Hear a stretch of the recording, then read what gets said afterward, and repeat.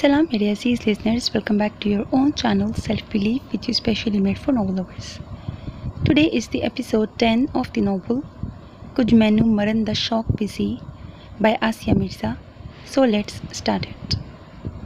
मर्दान से मेहमान आ चुके थे। यूं सुबह से होने वाली अफरा तफरी और गहमा गहमी में यकलख्त इजाफा हो गया था। लड़कियों की तैयारियां थीं कि ख़त्म होने में नहीं आ रही थीं। बुज़ुर्गों की फ़िक्रें थीं कि हर लम्हा बढ़ती जा रही थी, कहीं कोई काम न रह जाए, कोई कमी न रह जाए। मेहमानों की आमद तक ये सिलसिला चलता रहा।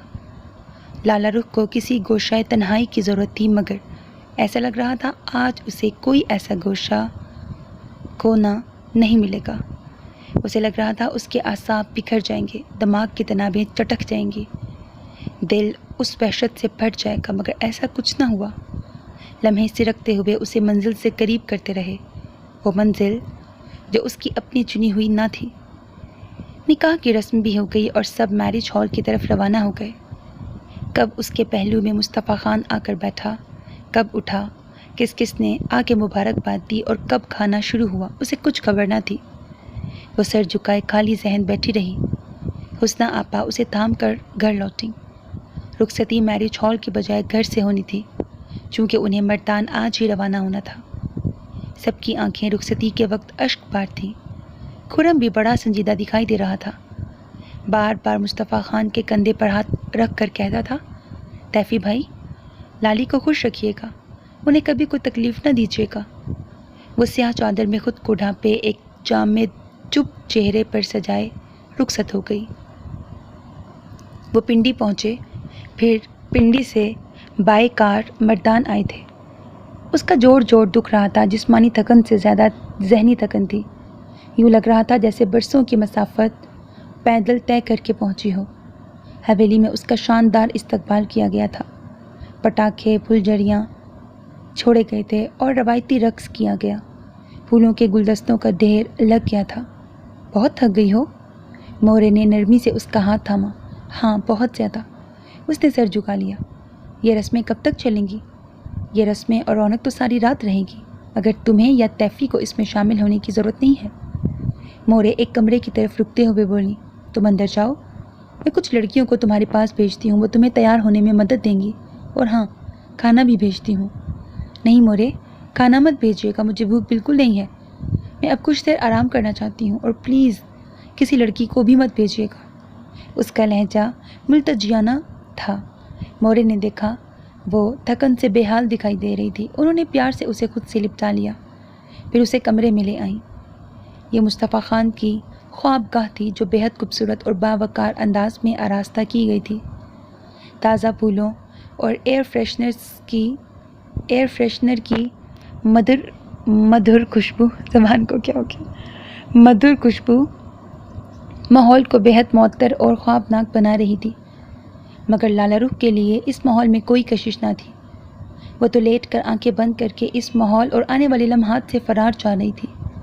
उसे गुस्सा था कि तलाल ने हमजा को रोक लिया था अपने पास, ये कहकर कि वो वलीमे के दिन उसे अपने साथ ले आएगा। वो मफलूज परिंदे की तरह महज फड़फड़ा के रह गई। वो कितना बेइख्तियार होकर रह गई थी। वो अपनी बेबसी पर जितना मातम करती कम था। मोरे के कमरे से जाते ही उसने चादर उतार कर फेंकी और अपने कपड़ों पर एक तायराना निगाह डाली। बहुत हैवी कपड़े तो उसने पहने ही ना थे, ना मेकअप किया था, बस हल्के फुल्के जेवरात थे जो उसने उतार कर सिंगार मेज़ पर रख दिए। मोरे ने कहा था वो गर्म पानी का शॉवर उसे लेना चाहिए, तो ले कर कपड़े बदल ले।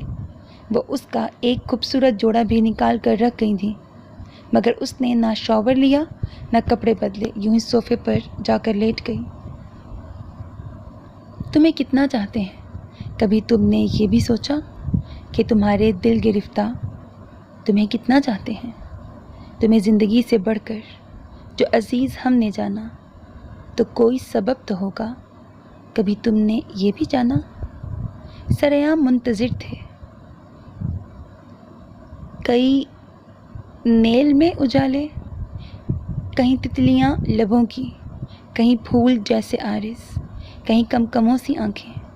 ये जो चारागर हमारे, कोई साथ रफ़ाकत सरे शाम मांगते थे, उन्हें क्या खबर कि हमने تمہیں سونپتی ہیں راتیں۔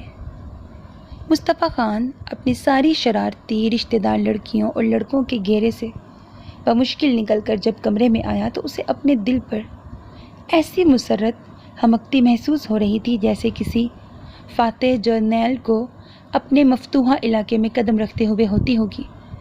اس نے آرزوؤں، چاہتوں اور خواہشات سے بھرے دل کے ساتھ کمرے میں قدم رکھا تھا۔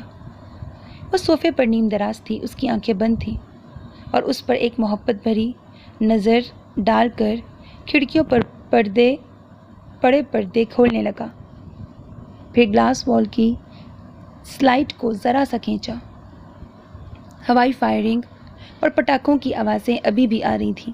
کمرے میں اس کی موجودگی محسوس کر کے لالا رخ نے آنکھیں کھول دیں اور اٹھ کے بیٹھ گئی۔ کیسا محسوس کر رہی ہیں آپ؟ وہ چلتا ہوا اس کے قریب آیا۔ حمزہ کو بہت مس کر رہی ہوں، وہ اس کی پرشوق نگاہوں سے نظریں چرا کر سپاٹ لہجے میں بولی۔ ہاں، میں نے طلال کو بہت کہا تھا کہ حمزہ کو میرے ساتھ آنے دے، مگر وہ نہ مانا۔ تم فکر مت کرو، کل وہ ان کے ہمراہ آ جائے گا، پھر کبھی نہ جانے کے لیے۔ اس کے لہجے میں اپنائیت آمیز نرمی تھی۔ پھر یاد آنے پر وہ بیڈ کی طرف گیا اور اس کی سائڈ دراز سے کنگن کا باکس اٹھا کر اس کی طرف آیا۔ یہ مورے نے خصوصی طور پر آپ کے لیے بنوائے ہیں اور مجھے حکم ہے کہ آپ کو پیش کروں۔ میرے نزدیک یہ محبت کے اظہار کا بڑا روایتی سا انداز ہے۔ یہ کہہ کر اس نے بھرپور نگاہ اس پہ ڈالی اور اس کے قریب بیٹھ کر اس کا ہاتھ تھام کر کنگن ڈالنے لگا۔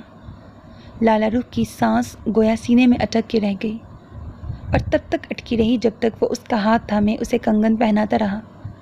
سفید اور سرخ نگوں والے بے حد قیمتی اور خوشنما 4 کنگن تھے جن سے اس کی سفید کلائیاں چمکنے لگیں۔ مصطفیٰ خان کی نگاہوں کی تپش آگ کی طرح اسے محسوس ہونے لگی تو اس نے آہستگی سے ہاتھ کھینچ لیا۔ اسے لگا جیسے کوئی طوفان اس کے وجود کو چھوتا ہوا گزر گیا ہو۔ اس نے اپنے ہاتھوں کو دیکھا جن میں خفیف سی لرزش تھی۔ میں سونا چاہتی ہوں، کیا مجھے کچھ دیر کے لیے تنہائی میسر آ سکتی ہے؟ وہ یکایک صوفے سے کھڑی ہو گئی۔ اس کا انداز عجیب بے مہر سا تھا۔ مصطفیٰ خان نے حد درجے حیرانگی سے اس کی طرف دیکھا۔ اس کے چہرے کے خوشنما نقوش وائلن کے تاروں کی طرح تنے ہوئے دکھائی دیے۔ رخساروں پر دبی دبی سرخی تھی جو کسی اندرونی خلفشار کی گماس تھی۔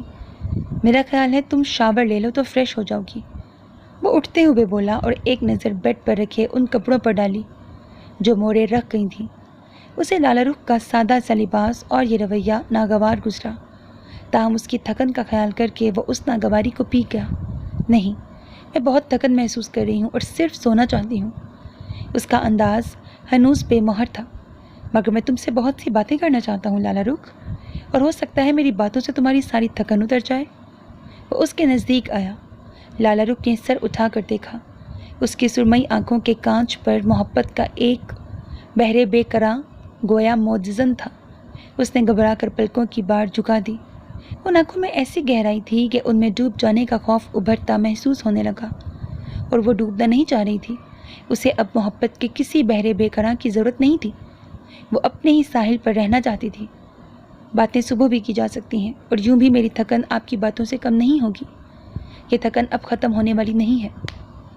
شاید اس کا احساس میں نے آپ کو بار بار دلایا تھا، ہر بار آپ کو اپنی راہ میں آنے سے روکا تھا مصطفیٰ خان، مگر آپ یہ جوا کھیلنے پر بضد تھے۔ مگر میں آپ کی جیت بن کر یہاں نہیں آئی ہوں۔ وہ اپنے اندر کا لاوا بہا بیٹھی۔ وہ اس کے بڑھتے قدموں کو یہیں روک دینا چاہتی تھی۔ اس کی محبت کی موجوں کے لیے وہ کوئی ساحل نہیں بننا چاہتی تھی جس میں وہ امٹ کر جذب ہو سکتی۔ تم میری جیت بن کر آئی ہو یا ہار، اس کا فیصلہ تم از خود کیسے کر سکتی ہو؟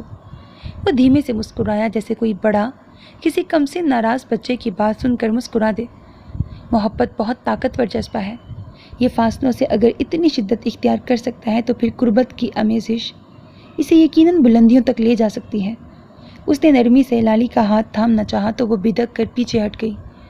یہ خوش فہمی ہے آپ کی۔ آپ کسی کے نزدیک تو آ سکتے ہیں، اسے چھو تو سکتے ہیں، مگر اس کے دل میں نہیں اتر سکتے۔ اس کے دل میں اپنے لمس سے کوئی پھول نہیں کھلا سکتے۔ کسی کے دل میں اترنے کے لیے قربت نہیں، طلب کی ضرورت ہوتی ہے مصطفیٰ خان، اور جو طلب بن کر ملا ہی نہ ہو اس کا کیا ملنا کیا نہ ملنا۔ ناگواری اور کشیدگی کے جذبات اس کے لہجے سے ہی نہیں، اس کے چہرے سے بھی عیاں تھے جو مصطفیٰ خان کو ادھیڑ گئے۔ اس نے مجروح نگاہوں سے لالی کو دیکھا۔ لالی کے خوبصورت چہرے پر پھیلا عزم، بے حسی اور بے لچک رویہ اسے بری طرح دکھ دے گیا۔ اس نے کچھ کہنا چاہا مگر دوسرے پل لب بھیج گیا۔ تذلیل کا احساس دل کے گوشے سے اٹھا اور رگوں میں آگ بن کر دوڑنے لگا۔ مٹھیاں بھینچ کر اس نے بمشکل اپنے اندر سے امڑنے والے اشتعال کو دبایا، پھر جھٹکے سے پلٹ کر کمرے سے ملیکہ اسٹڈی روم میں چلا گیا۔ اتنی ذلت، اتنی تضحیک، اس قدر بے اعتباری اور بے مروتی کا تو تصور بھی نہ تھا اس کے پاس۔ وہ تو اسے محض اس کا وقتی غصہ سمجھ رہا تھا، مگر وہ دل سے اس حد تک اس سے متنفر تھی، اتنی سنگ دل تھی کہ اس کی بے لوث محبت کی شدت نے بھی اس کے دل میں کوئی نرم گوشہ پیدا نہ کیا تھا۔ یہ احساس ذلت کی انا بن کر اس کے دل کو چھیدنے لگا۔ تذلیل کے احساس سے سلگتا وہ کچھ دیر کمرے میں چکر کاٹتا رہا۔ ملن کے یہ خوبصورت لمحے یوں بے اعتنائی کی نظر ہو جائیں گے اس کا تصور بھی نہ تھا اس کے پاس۔ اس کا سارا جوش جیسے ماند پڑ گیا۔ یکدم وہ ایک خالی بن کے ساتھ پتہ نہیں کیا لکھا ہوا ہے، گداز صوفے پر جا کے بیٹھ گیا۔ یہ داغ داغ اجالا، یہ شب گزیدہ سحر، وہ انتظار تھا جس کا، یہ وہ سحر تو نہیں جس کی آرزو لے کر چلے تھے یار کہ مل جائے گی کہیں نہ کہیں، فلک کے دشت میں تاروں کی آخری منزل، کہیں تو ہوگا شب بست موج کا ساحل، کہیں تو جا کے رکے گا سفینہ غم دل۔ اس کی سوچوں کی تنابیں یوں ہی تنی پڑی تھیں اور یہ سوچ کر اس کی روح مزید سلگ رہی تھی کہ اسے اپنی اس زیادتی کا بالکل احساس نہ تھا۔ ولیمے کے روز وہ سب مردان پہنچے تو لالا رخ نے بے حد نارمل انداز میں ان سب کا استقبال کیا۔ حمزہ کو دیکھ کر وہ لپک کر اس کی طرف بڑھی مگر درمیان سے مصطفیٰ خان نے اسے اچک کر گود میں اٹھا لیا اور وہ بھی مصطفیٰ خان کے مضبوط سینے سے یوں لپٹ گیا گویا ماں کی اسے طلب محسوس ہی نہ ہوئی ہو۔ مصطفیٰ خان کی اٹھنے والی نگاہوں میں ایک تمسخر محسوس کر کے اس کی پیشانی جل اٹھی۔ اتنے لوگوں کی موجودگی میں حمزہ کی اس بے مہری نے اسے عجیب سی سبکی کا احساس دلایا تھا۔ اس کا دل چاہا وہ حمزہ کو گود سے کھینچ کر کس کر 2 تھپڑ مارے۔ ارے آپ ابھی تک تیار ہی نہیں ہوئی؟ ہم تو سمجھے تھے کہ آپ بیوٹی پارلر گئی ہوں گی۔ ہنا اندر آ کر پورے تپاک سے اس سے لپٹ گئی تو وہ سنبھل گئی اور اس گوشے سے نظریں ہٹا لیں۔ لالی، روشانہ ہمارے ساتھ نہیں آئی، وہ آج صبح ہی اسلام آباد چلی گئی ہے۔ ہنا سرگوشی میں اس سے بولی تو اس نے چونک کے اسے دیکھا۔ کہہ رہی تھی کہ ایگزام ہونے والے ہیں، پہلے ہی پڑھائی کا اتنا خرچ ہو گیا ہے۔ لالی سے میری طرف سے معذرت کر دینا تم، ویسے اس کی طبیعت بھی کچھ ٹھیک نہیں لگ رہی تھی مجھے۔ ہنا کا لہجہ مدھم تھا۔ کہیں اسے کچھ خبر تو نہیں ہو گئی؟ میرا مطلب ہے طلال نے اس سے کچھ الٹی سیدھی بکواس تو نہیں کر دی؟ اس نے یوں ہی ایک اچٹتی نظر طلال پہ ڈالی، پھر تشویش سے ہنا کو دیکھنے لگی۔ نہیں، میرا خیال ہے ایسا کچھ ہوا تو نہیں ہے۔ چاچو سے اس کی کوئی زیادہ بات چیت ہی نہیں ہوئی، سارا وقت تو وہ میرے ساتھ ساتھ ہی رہتی تھی۔ ہو سکتا ہے جو وجہ اس نے بتائی ہو یہی وجہ ہو۔ ہنا تسلی دینے والے انداز میں بولی، پھر سر جھٹکتے ہوئے کہا، چھوڑیں یہ بتائیں آپ ابھی تک تیار کیوں نہیں ہوئی؟ اور یہ تیفی بھائی بھی یوں ہی سر جھاڑ منہ پھاڑ آ گئے ہم کو ریسیو کرنے۔ بھائی آخر دلہا ہیں تو دلہا تو دکھائی دینے کی کوشش کرتے۔ اس نے ہنستے ہوئے مصطفیٰ خان پر ایک نظر ڈالی، یعنی سر پر 12 سینگ لگا کر ایک صوفے پہ بیٹھ جاتے۔ کرم کا ٹپکنا ضروری تھا۔ ہنا کی بات پر وہ خاص صاحب جاندار کہا لگا کر بولا تھا۔ ہنا نے تپ کر اسے دیکھا۔ ایسے 12 سینگوں والے دلہا تو تم ہی دکھائی دو گے۔ میرا کہنے کا مطلب تھا کہ فارمیلٹی ہی نبھا لیتے۔ بھائی اس طرح کی فارمیلٹیز خواتین ہی نبھاتی اچھی لگتی ہیں، مرد نہیں۔ مصطفیٰ خان حمزہ کو اٹھائے اسی طرف آ گیا اور خرم کے برابر صوفے پہ بیٹھ گیا۔ اور یہاں تو خواتین بھی ایسی فارمیلٹی نہیں نبھا پاتی، تم مردوں کا کہہ رہی ہو؟ اس نے بظاہر عام سے انداز میں کہا، مگر وہ چٹتی نگاہ لالا رخ پر ڈالی جس میں طنز کی عجیب سی تپش تھی۔ ناحق ہم مردوں پر تہمت ہے مختاری کی۔ خرم نے بھی اس کا ہم نوا ہو کر ایک ٹھنڈی سانس کھینچی۔ کیا بات ہے، خیریت تو ہے؟ یہ اتنی ٹھنڈی ٹھنڈی سانسیں اس گوشے سے کیوں آ رہی ہیں؟ جازب بھائی سامان سے فارغ ہو کر اسی طرف چلے آئے۔ کیا مختاری چھن گئی ابھی سے؟ اس نے شرارت بھری نگاہوں سے مصطفیٰ خان کو دیکھا۔ انہیں یہ غم نہیں کہ مختاری چھن گئی، بلکہ اس بات کا غم منا رہے ہیں کہ اتنی دیر سے کیوں چھینی گئی۔ خرم کی بات پر زبردست کہا پڑا۔ لالا رخ کلس کر اندر کمرے کی طرف بڑھ گئی۔ وہ سب کے درمیان بیٹھا اونچے اونچے کہے لگاتا اسے سخت کوفت میں مبتلا کر رہا تھا۔ صبح ہی اس پر ایک طرح کی وحشت سوار تھی کہ سوچ سوچ کر ہی اس کا دم گھٹنے لگا تھا کہ اب شام کو سچ سنور کر دنیا والوں کو دھوکہ دینے کے لیے پھر وہی ڈرامہ رچانا پڑے گا۔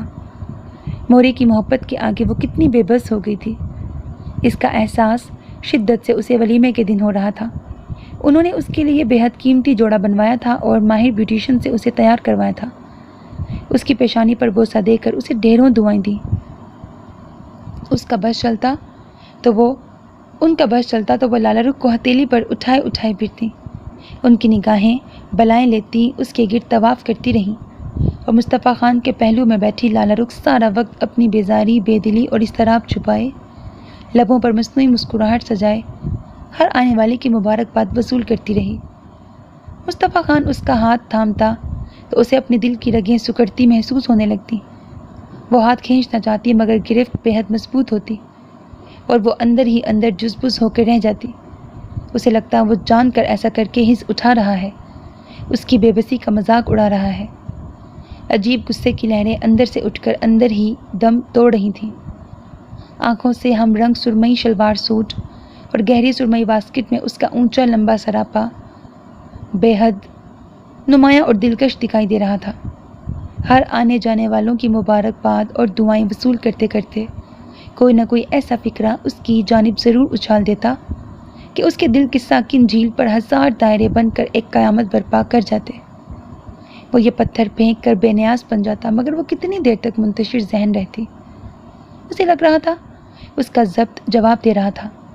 وہ مزید اس شخص کے پہلو میں بیٹھی رہی تو اس کے اعصاب چٹک جائیں گے، وہ اندر سے ریزہ ریزہ ہو جائیں گی۔ زندگی میں پہلی بار اپنی بے بسی پر اسے بھر بھر کر رونا آ رہا تھا۔ کچھ دن تو بسو میری آنکھوں میں، پھر خواب اگر ہو جاؤ تو کیا، کچھ دن تو بسو میری آنکھوں میں۔ وہ باتھ روم کے بیسن پر کھڑا منہ دھوتے ہوئے بے حد ترنگ میں گنگنا رہا تھا، اور وہ ولیمے کا جوڑا چینج کر کے صوفے پر بیٹھی اندر ہی اندر جھلس رہی تھی۔ کچھ رنگ تو دو میرے چہرے کو، پھر زخم اگر مہکاؤ تو کیا۔ اس کی بھاری آواز کمرے میں عجیب گونج پیدا کر رہی تھی اور کسی دمک کی طرح اس کے ذہن و دل پر اثر انداز ہو رہی تھی۔ میں کل ان سب کے ساتھ ہی ملتان جانا چاہتی ہوں کچھ دن رہنے کے لیے، وہ قدرے اونچی آواز میں بولی۔ اس کی گنگناہٹ یوں بند ہو گئی جیسے کسی نے کھٹاک سے بٹن بند کر دیا ہو۔ اجازت مانگ رہی ہو یا محض اطلاع دے رہی ہو؟ وہ سٹینڈ سے تولیہ اٹھا کر منہ پونچھتا ہوا باتھ روم سے باہر آیا۔ اطلاع ہی سمجھ لیجیے۔ وہ کلائیوں میں پڑی سنہری چوڑیوں پر انگلی پھیرنے لگی اور دانستہ اس کی طرف دیکھنے سے گریز کیا۔ سادے نیلے رنگ کے سوٹ اور ہلکی جیولری میں وہ بے حد مختلف نظر آ رہی تھی۔ مصنوعی روشنیوں اور مصنوعی رنگوں سے ہٹ کر اس وقت اس کا اپنا فطری روپ بے حد دل فریب دکھائی دے رہا تھا۔ یہ اطلاع تم مورے کو دے دینا، یوں بھی صبح میں حمزہ کو لے کر جاؤں گا اس کے اسکول میں ایڈمیشن کے لیے۔ اس نے تولیہ ایک طرف پھینکا اور بیڈ پر بیٹھ کر کلائی سے گھڑی اتارنے لگا۔ کیا میری اجازت کے بغیر آپ حمزہ کا ایڈمیشن کروا رہے ہیں؟ اس خبر پر اسے حقیقتاً جھٹکا لگا۔ وہ ناگواری سے اپنی جگہ سے اٹھی۔ اجازت لینے کی ضرورت وہاں پیش آتی ہے جہاں رشتوں ناتوں میں رواداری ہو۔ کیا ہمارے مابین ایسا کوئی تعلق ہے؟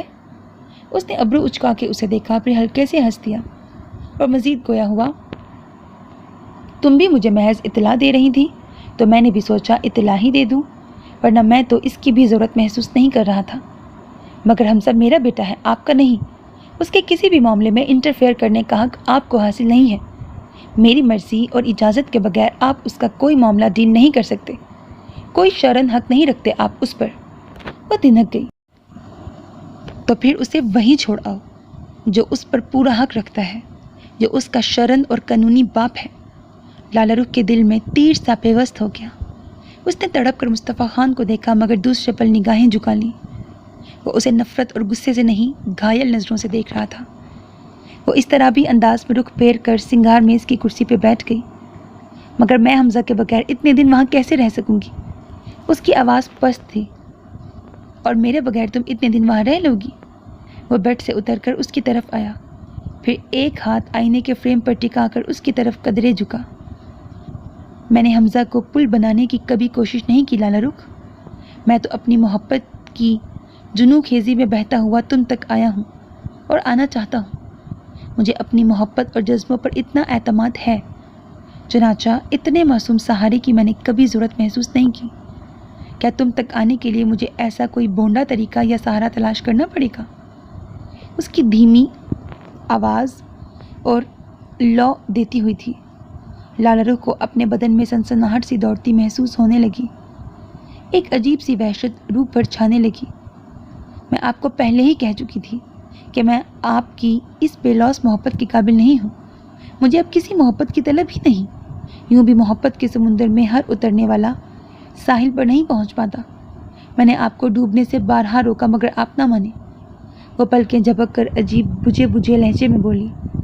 مصطفیٰ خان کی آنکھوں کے زیریں کناروں پر جمی سرخی تیز ہونے لگی۔ مگر اب تو یہ کشتی میں نے سمندر میں ڈال ہی دی ہے، ڈوب جاؤں یا پار لگوں میرا نصیب۔ ہاں تم اگر چاہو تو اسے ڈوبنے سے بچا سکتی ہو، ساحل پر لا سکتی ہو۔ بصورت دیگر ساحل پر کھڑی تماشا دیکھتی رہو۔ اس نے آخری جملہ کہتے ہوئے ایک افسردہ سی سانس کھینچی، پھر ہلکے سے ہنس دیا۔ عجیب خود آزار قسم کی ہنسی تھی۔ لالا رخ نے لب دانتوں میں دبا کر پلکیں جھکا لی۔ صبح عجیب افراتفری تھی، وہ سب ملتان واپس جا رہے تھے۔ لڑکیاں اپنی پیکنگ میں لگی ہوئی تھیں۔ طلال اور مصطفیٰ خان فجر کی نماز پڑھ کر لوٹے نہیں تھے، سیر کو نکل گئے تھے۔ لالا رخ پر عجیب بیکلی طاری تھی، وہ ان سب کے ساتھ ملتان جانا چاہتی تھی، مگر رات مصطفیٰ خان کا رویہ اور اب مورے کی محبت لٹاتی نگاہیں اسے اجازت مانگنے کی ہمت نہ دے رہی تھی۔ اور رفیہ بیگم سے کہہ رہی تھی، جب سے لالا رخ کا قدم اس گھر میں آیا ہے، اس در و دیوار میں جیسے جان پڑ گئی ہے، اور میں پھر سے جی اٹھی ہوں، جیسے میرے اندر نئی روح پھونک دی گئی ہو۔ آپ نے دیکھا آغا جان کو، وہ کیسے خوش دکھائی دیتے ہیں۔ یہ ساری رونق روشنی لالا رخ کے دم سے ہے، آپ نے ہمیں مالا مال کر دیا ہے۔ بس خدا آپ کی خوشیوں کو سلامت رکھے۔ اب یہ بتائیے کہ لالی کو کب بھیجیں گے ملتان؟ رفیہ بیگم کی بات پر مورے نے بے ساختہ لالا رخ کی طرف دیکھا، پھر اس کے گرد اپنا بازو حائل کر دیا۔ ابھی نہیں، ابھی تو میں نے اسے جی بھر کر دیکھا بھی نہیں ہے۔ آپ فکر نہ کریں، کچھ دنوں بعد میں خود اسے تحفی کے ساتھ ملتان بھیجوں گی۔ ارے نہیں، فکر کاہے کی، آپ نے اسے بہو سے زیادہ بیٹی سمجھا ہے۔ میری تو ساری فکریں پریشانیاں دور ہو گئی ہیں، اب یہ آپ کی ہی بیٹی ہے، جب مرضی بھیجے نہ بھیجے۔ رفیہ بیگم ہنس دی اور لالا رخ کو محبت بڑی نظروں سے دیکھا۔ لالا رخ کو ان نظروں میں ایسی تمانیت دکھائی دے رہی تھی جیسے کسی تکلیف دہ سفر کو ختم کر کے گھر لوٹ آنے والے مسافر کے چہرے اور آنکھوں میں اتر آتی ہے۔ وہ حقیقتاً اپنا بوجھ شانوں سے اتار کر ہوا میں تیرتے بادلوں کی طرح اپنے آپ کو ہلکا پھلکا محسوس کر رہی تھیں۔ ان سب کو الوداع کہتے ہوئے لالا رخ بے حد اداس ہو رہی تھی۔ بہت سے آنسو پلکوں کی باڑ توڑ کر بہہ نکلنے کو بے چین تھے، مگر وہ اپنی کمزوری کو بڑی مشکل سے سنبھالے ہوئے تھی۔ وہ کسی کے سامنے رونا نہیں چاہتی تھی، پہلے بھی کون سا اس کے آنسوؤں کی پرواہ کی گئی تھی۔ طلال سے تو وہ اب بھی کھچی کھچی تھی۔ وہ سب کتنے خوش تھے، شاید وہ مورے جیسی ساس اور مصطفیٰ خان جیسے شوہر کو پا کر اسے خوش قسمت ترین لڑکی خیال کر کے مطمئن تھے۔ ہاں، انہیں مطمئن ہونا ہی چاہیے، یہ سب تو قسمت والوں کو ملتا ہے، مگر وہ خوش کیوں نہیں؟ کون سی بے قراری ہے جو اسے بے چین رکھتی ہے؟ آخر وہ حالات کے دھارے پر خود کو چھوڑ کیوں نہیں دیتی؟ مصطفیٰ خان کے بھاری ہاتھ کا لمس اپنے کندھے پر محسوس کر کے وہ چونک سی گئی۔ آنسوؤں کی لہر پلکوں کی باڑ توڑ کر بہہ ہی جانا چاہتی تھی کہ اس گداس لمس نے اسے ٹھٹھرا دیا۔ ساری گاڑیاں جا چکی تھیں، وہ تنہا پورچ میں کھڑی تھی۔ آئی ایم سوری، میرا مقصد تمہیں تکلیف دینا نہیں تھا۔ دراصل میں چاہتا ہوں کہ تم زیادہ سے زیادہ یہاں رہو اور مجھے سمجھنے کی کوشش کرو۔ اس کا لہجہ بے حد شائستہ تھا، اس میں رات والی خفگی نہ تھی، اور ایک دوسرے کو سمجھنے کے لیے ایک دوسرے کے قریب تو رہنا ہی پڑتا ہے نا۔ اس کی اٹھنے والی آنکھوں میں وہ براہ راست جھانکا تھا، پھر ہلکے سے مسکرایا۔ ایم آئی رائٹ؟ سمجھ کر کیا کرنا ہے؟ اہمیت تو اس بات کی ہے کہ کوئی کسی کے دل کے کتنا قریب ہے۔ وہ آہستگی سے اس کا ہاتھ ہٹا کر پیچھے ہٹ گئی۔ دلوں کا تعلق قربت یا فاصلوں کا متقاضی نہیں ہے۔ محبت ہو تو فاصلے بھی اسے مزید جلا ہی بخشتے ہیں، اور کوئی قلبی جذبہ نہ ہو تو قربت بھی کوئی رنگ نہیں بخش سکتی۔ وہ جانے کیوں اتنی بے مہری سے کہہ گئی۔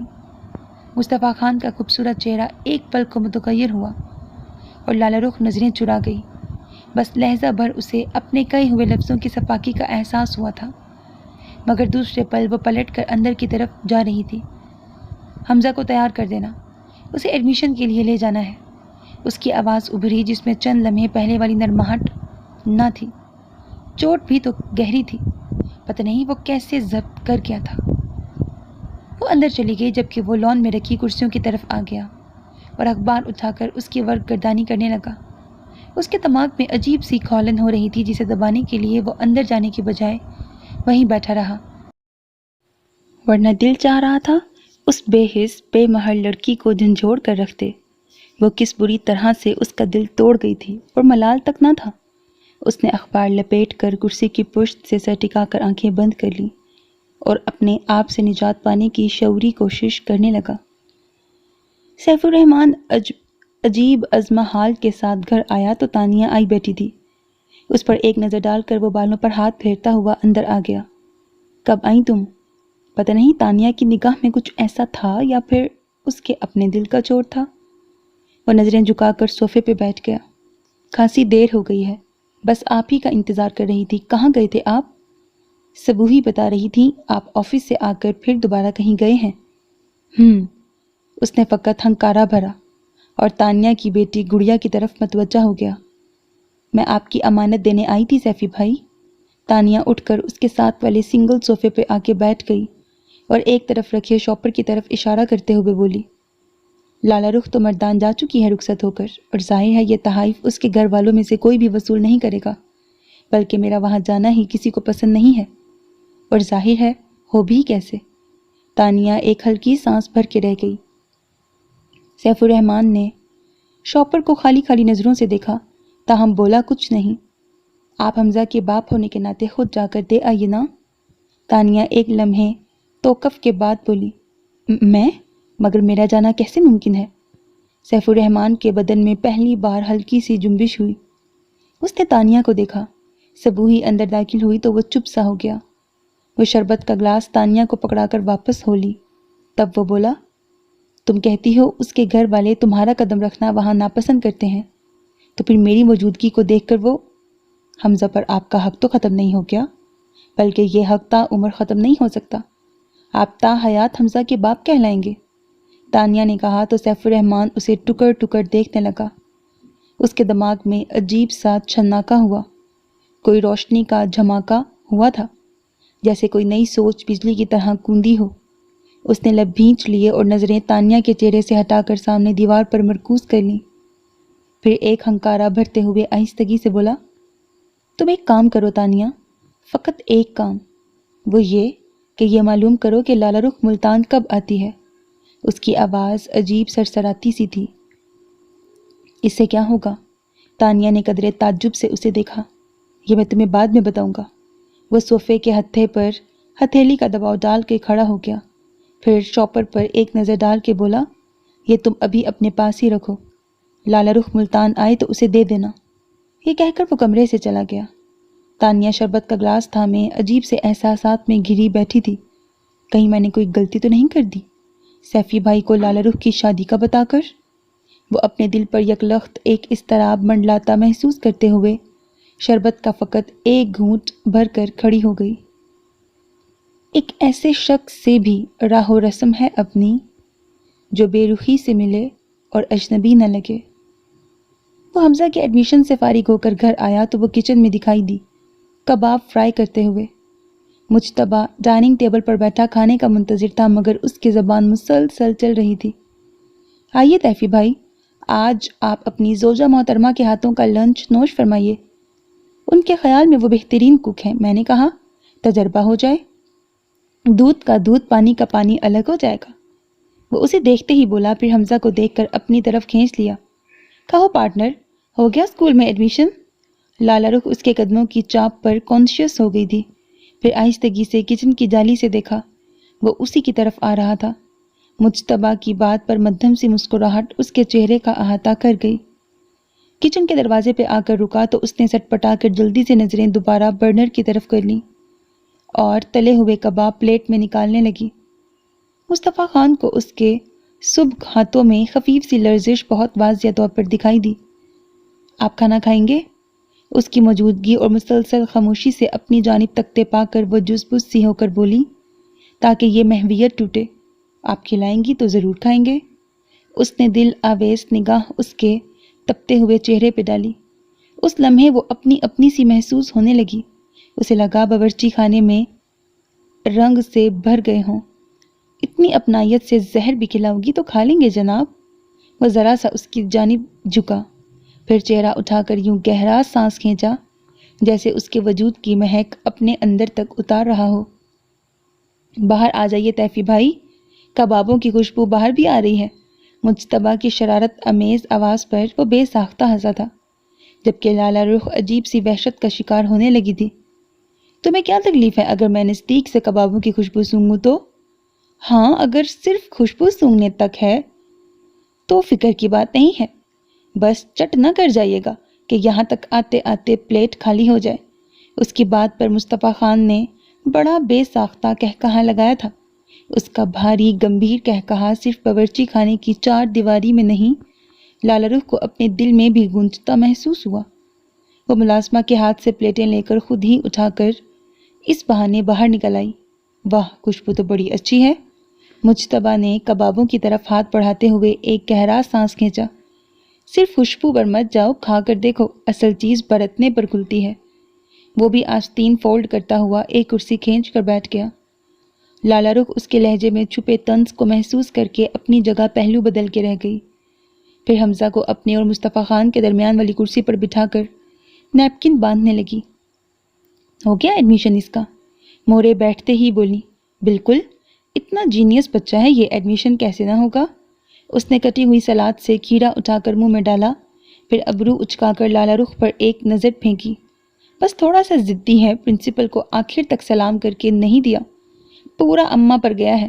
آخری جملہ اس نے آہستگی سے کہا۔ وہ بلا وجہ حمزہ کے نیپکن کو جھاڑنے لگی۔ چلو، پرنسپل ہمارے شہزادے کو پسند نہیں آئی ہوگی، مگر اسکول کیسا لگا پارٹنر؟ مجتبیٰ حمزہ سے پھر باتیں کرنے لگا۔ وہ اس کی توتلی زبان کو سن کر محظوظ ہوتا تھا۔ مورے بھی ہنس رہی تھی، ایسا لگتا تھا جیسے اس گھر والوں کے لیے حمزہ ایک جیتا جاگتا پیارا سا کھلونا ہو۔ تم نے کھانا ابھی تک شروع نہیں کیا؟ مورے کا دھیان اچانک اس کی طرف گیا۔ جی، وہ بس میں حمزہ کو کھلا دوں پہلے۔ وہ کسی خیال میں گم تھی کہ مورے کی آواز پر جلدی سے بولی اور حمزہ کی پلیٹ میں چاول نکالنے لگی۔ اسے میری طرف دے دو، میں کھلا دیتی ہوں۔ تم نے تو صبح ناشتہ بھی ڈھنگ سے نہیں کیا تھا، اسی طرح شرماتی رہو گی تو بیمار پڑ جاؤ گی۔ تیفی، تم ہی ذرا دھیان دے دیا کرو۔ ان کا رخ یکدم مصطفیٰ خان کی طرف ہو گیا۔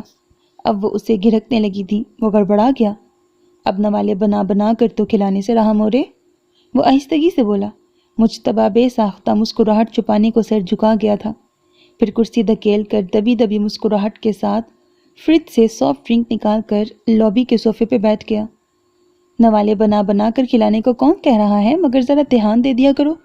ساتھ ہی بیٹھی ہے تمہارے، مگر ابھی تک اس کی پلیٹ خالی ہے۔ ایک نوالا نہیں توڑا اس نے اور تم ہو کہ آدھے سے زیادہ کھا چکے ہو۔ لالا رخ مصطفیٰ خان پر پڑنے والی اس کھلی پھٹکار پر اندر ہی اندر شرمسار ہو گئی۔ میں شرما نہیں رہی ہوں مورے، بس وہ صبح کچھ بھوک نہیں تھی، وہ وضاحت دینے کی کوشش کرنے لگی۔ ادھر حمزہ ضد کر رہا تھا کہ وہ مصطفیٰ خان کے ہاتھ سے کھانا کھائے گا۔ اس کا ہاتھ بار بار جھٹک رہا تھا۔ کھا لو جلدی سے، وہ اسے دبی زبان سے گھرکنے لگی، ساتھ میں آنکھیں بھی دکھائیں۔ یہ لڑکا الگ اس کی ہر وقت سبکی کرانے پر تلا رہتا تھا، اور یہ سارا کیا دھرا اسے مصطفیٰ خان کا لگ رہا تھا۔ جانے کیا جادو کر دیا تھا اس پر کہ اسے ماں کا وجود دکھائی ہی نہ دیتا تھا۔ پاپا سے کھاؤں گا، پاپا سے کھاؤں گا، وہ اچانک چلا کر پلیٹ دھکیلنے لگا۔ کیا بات ہے، کیا ہوا؟ وہ سبھی اس کی طرف متوجہ ہو گئے، جبکہ لالا رخ سناٹے میں رہ گئی تھی۔ پاپا؟ اس کے وجود پر کوئی برق سی گری تھی اور اسے اپنا وجود جلتا ہوا محسوس ہونے لگا تھا۔ اسے اپنے منتشر اعصاب سمیٹنے کے لیے مضبوط قوت ارادی کی ضرورت تھی۔ اس نے پلکیں اٹھا کر مصطفیٰ خان کی طرف دیکھا۔ وہ اسی کی طرف دیکھ رہا تھا اور اس کے چہرے کے بدلتے تاثرات کا جائزہ لے رہا تھا۔ نظریں ملنے پر اس کے لبوں پر عجیب فاتحانہ مسکراہٹ رینگ گئی، یا پھر لالا رخ کو ہی کچھ ایسا محسوس ہوا۔ مورے حمزہ کو بہلا کر اپنے ساتھ والی کرسی پر بٹھا رہی تھی۔ وہ آہستگی سے کرسی دھکیل کر کھڑی ہو گئی۔ کمرے میں جانے کی بجائے وہ ٹیرس میں آئی اور گلاس وال دھکیل کر یوں گہرے گہرے سانس کھینچے جیسے اندر کی گھٹن اور حبس کم کرنے کے لیے تازہ ہوا کی اشد ضرورت محسوس کر رہی ہو۔ اندر اگر بہت حدت اور حبس جمع ہو جائے تو بیرونی ہوا چاہے کتنی ٹھنڈی اور تازہ ہو، وہ اس حدت کو کم نہیں کر سکتی۔ مصطفیٰ خان کی آواز پشت سے ابھری۔ وہ اس کے پیچھے ہی چلا آیا تھا۔ یہ حبس اور گھٹن صرف منفی سوچ سے جنم لیتی ہے، منفی سوچوں سے مشروط ہے۔ اس کا توڑ بیرونی ہوا نہیں کر سکتی۔ ویسے بہت آسان علاج ہے اس کا۔ اس نے اپنائیت کے احساس سے اس کے کندھے پر ہاتھ رکھ دیا۔ اس میں عجیب نرماہٹ اور گداس پن تھا، مگر لالا رخ کو اپنا کندھا یوں سلگتا محسوس ہونے لگا گویا اس پر دہکتا ہوا انگارہ رکھ دیا ہو۔ چاہنے کے باوجود وہ اس کا ہاتھ نہ جھٹک سکی۔ صرف مثبت انداز میں سوچو، روشن پہلو کو دیکھو، روشنی کو اندر آنے کا راستہ دو، پھر دیکھو اندھیرے خود بخود دم توڑ دیں گے۔ اس نے آگے ہو کر گلاس وال کی سلائڈ کھول دی۔ فرحت بخش ہوا صرف ایک سلائڈ کھلنے کی منتظر ہے لالا، صرف ایک ذرا سی دیوار ہٹانے کی منتظر ہے۔ یہ تمہیں سیراب کر دے گی، تمہارا سارا حبس چوس لے گی، ساری گھٹن نکال دے گی۔ وہ اسے نرم نگاہوں سے دیکھ رہا تھا، پھر اس کی طرف ہاتھ بڑھایا۔ لالا رخ کو اپنا پورا وجود اندیکھی آگ میں جلتا محسوس ہونے لگا۔ اسے لگا وہ سلگتے ہوئے شعلوں میں گر گئی ہو۔ کوئی راستہ نہ سجائی دے رہا تھا، صرف آگ کی لپٹیں اٹھتی محسوس ہو رہی تھیں۔ اس نے مصطفیٰ خان کی طرف بس بے فیض نگاہوں سے دیکھا اور آہستگی سے پیچھے ہٹتے ہوئے کرسی پر ڈھہ سی گئی۔ مجھے تنہا چھوڑ دیں، پلیز لیو می الون۔ مصطفیٰ خان کا چہرہ ایک پل کے لیے متغیر ہوا۔ اس کا بڑھا ہوا ہاتھ آہستگی سے اپنے پہلو میں گر گیا۔ اگر تنہا رہ کر تم خوش ہو تو مجھے کوئی اعتراض نہیں۔ میری موجودگی اگر تمہیں اذیت دیتی ہے تو میں کوشش کروں گا تمہارے سامنے نہ آؤں۔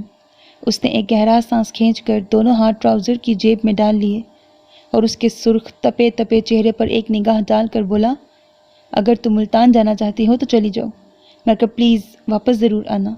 اس گھر میں صرف میں ہی نہیں، اور بھی بہت سے لوگ تمہیں چاہتے ہیں، ان کے لیے ہی صحیح۔ وہ پلٹ کر نکل گیا۔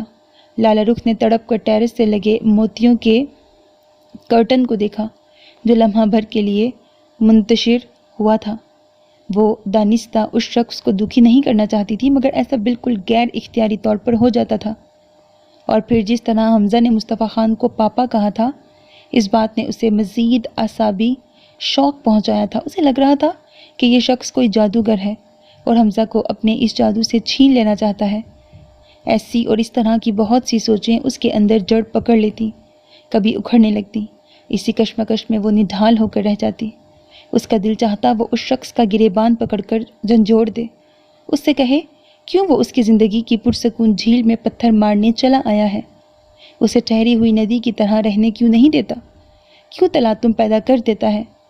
وہ زندگی تھی یا نہیں، جی تو رہی تھی، زندگی گزار رہی تھی یا زندگی اسے گزار رہی تھی، مگر گزر تو رہی تھی۔ محبت کے بغیر بھی تو کتنوں کی زندگی گزری ہے اور گزر رہی ہے، ایک اس کی بھی گزر جاتی۔